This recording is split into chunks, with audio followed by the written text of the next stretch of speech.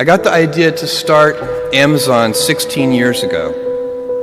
I came across the fact that web usage was growing at 2,300% per year, and I'd never seen or heard of anything that grew that fast. And the idea of building an online bookstore with millions of titles, something that simply couldn't exist in the physical world, was very exciting to me. I just turned 30 years old, and I'd been married for a year. I told my wife, Mackenzie, that I wanted to quit my job and go do this crazy thing that probably wouldn't work, since most startups don't, and I wasn't sure what would happen after that.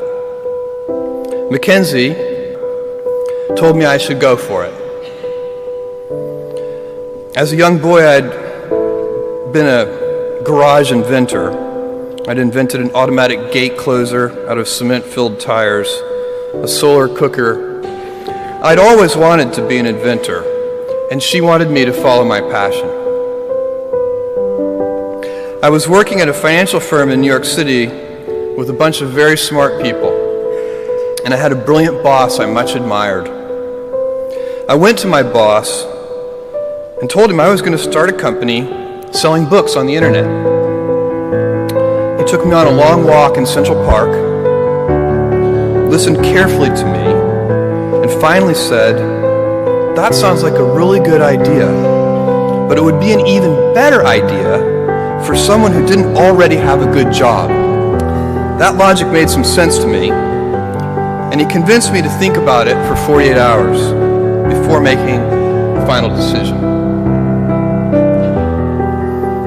Seen in that light, it really was a difficult choice, but ultimately, I decided I had to give it a shot. I didn't think I'd regret trying and failing, and I suspected I would always be haunted by a decision to not try at all. After much consideration, I took the less safe path to follow my passion, and I'm proud of that choice. Tomorrow, in a very real sense, your life, the life you author from scratch on your own, begins. How will you use your gifts? What choices will you make? Will inertia be your guide, or will you follow your passions? Will you follow dogma, or will you be original? Will you choose a life of ease, or a life of service and adventure? Will you wilt under criticism, or will you follow your convictions? Will you play it safe, or will you be a little bit swashbuckling?